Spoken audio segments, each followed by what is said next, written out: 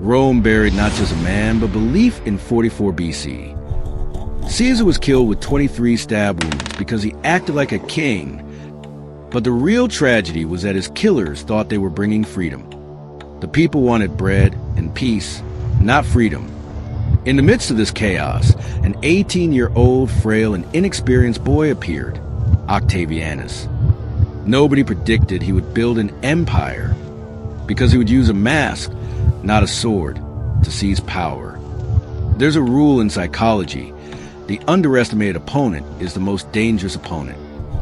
Mark Antony viewed Octavian as a child chasing after an inheritance. Octavianus turned this contempt into a weapon. He remained silent, waited, and fed his opponent's arrogance. If you want to get something from someone, first make sure they don't think you're a threat. Augustus learned this lesson very early on. Invisibility is the greatest armor.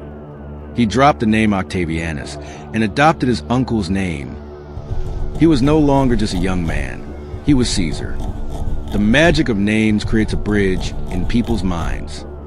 When people looked at him, they didn't see a young man, but their slain heroes. This is the first and most successful rebranding project in history. People invest in familiar emotions rather than rational data. Octavianus inherited not his uncle's legacy, but his emotional standing in society. To gain power, sometimes you have to sit down at the table with the devil. Octavian joined forces with his archenemy Antony. Why? Because a shared hatred for Caesar's assassins is more enduring than a fleeting friendship. The streets of Rome are adorned with prescription lists. Death was written next to names. Augustus remained calm as he signed these lists, because he knew that today's blood was an investment in future peace. In psychology, this is called the paradox of necessary violence. The best way to win a war is to turn it into a just cause. When Antony fell into Cleopatra's arms, Octavianus found the opportunity he had been waiting for. He portrayed Antony not as a traitor, but as a slave of foreign sorcerer. He struck at Rome's patriarchal and nationalist streak. The issue was no longer a civil war. The issue was saving the soul of Rome from an Egyptian queen. Othering the enemy is the quickest way to unite the masses under one banner. Actium was more than a naval battle. It was a victory of narrative. When Antony fled, Augustus killed not his military power, but his reputation. To die on the battlefield is an act of heroism, but to flee is a disgrace. Augustus presented this victory as a divine intervention that brought peace to Rome. He made the public feel like everything he won was their victory. A true leader is one who wins a victory himself and leaves the celebration to the people. January 27 BC. The biggest bluff in history is about to be staged. Augustus announced that he was returning all his powers to the Senate. "Now I am an ordinary citizen," he said. This was pure psychological gambling. The senators were so afraid that if he left, the Civil War would return that. They begged him to grant them even greater powers than before. If you can't force someone to accept something, instill in them the fear of losing it. They will bring it to you on their own. Augustus understood one difference very well. Potesta's legal power is temporary, but Octavianus' moral influence is permanent. He didn't allow himself to be called king. Princeps, he said. It was a wordplay, but its psychological impact was enormous. People hate taking orders, but they love consulting a wise person. Augustus presented his power not as a command, but as a recommendation. But the price of failing to heed this advice was death. Soft power is a hard as steel. His famous quote, "I found Rome as bricks, I left it as marble." This wasn't just an urban planning success. It was a show of force. By building massive temples, forums, and roads, he sent a message to people. Under my rule, Rome is prospering. Visuals are the greatest fuel for loyalty. When people looked at the magnificent buildings, they forgot the heavy taxes they paid and the political rights they had lost. Aesthetics are the best disguise for dictatorship. How do you control the minds of people? By condemning them to their basic instincts. Augustus systematized a free distribution of wheat. Panem et circenses, bread and games. A population that is well-fed and fully entertained doesn't care what laws are passed in the Senate. Political freedom was traded for a full stomach. Augustus secured a position by channeling the people's anger into gladiatorial arenas. Augustus established the first propaganda ministry in history.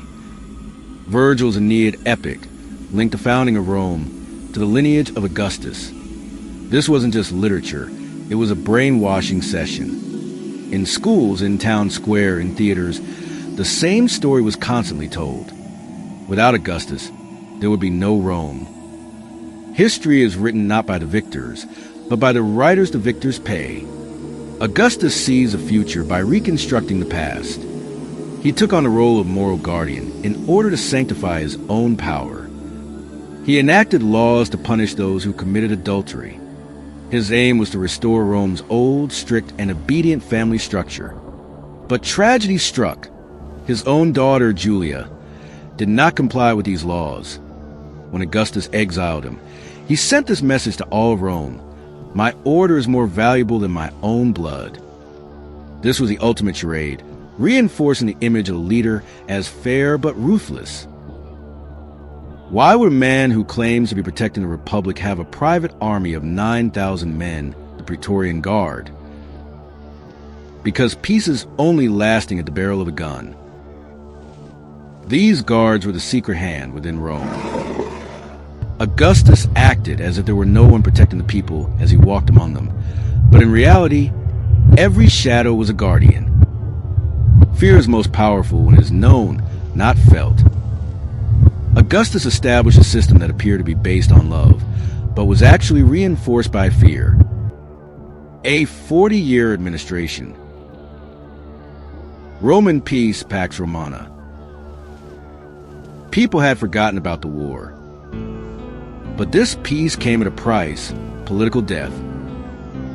The Senate was now nothing more than a notary office. The people were no longer citizens, but subjects. Augustus offered people so many comforts that no one asked for their lost rights back. Prosperity is the greatest enemy of freedom. Augustus, while saving Rome, made it forever dependent on him. The year 14 AD. This 75-year-old man had transformed Rome from top to bottom. As he was dying, he asked, "If I played my role well in the comedy of life, applaud me." This is the greatest confession in history. Augustus knew that a leader must always be an actor. He was the first and greatest emperor to wear a republican mask. We still live within the psychological walls he built today. Because the secret that Augustus discovered still holds true. People don't want to be governed by the truth. They choose to be governed by the stories they want to believe. Because true power lies in the hands of those who rule unnoticed, have the ability to see the unseen. Stay tuned, stay with Onyx Able.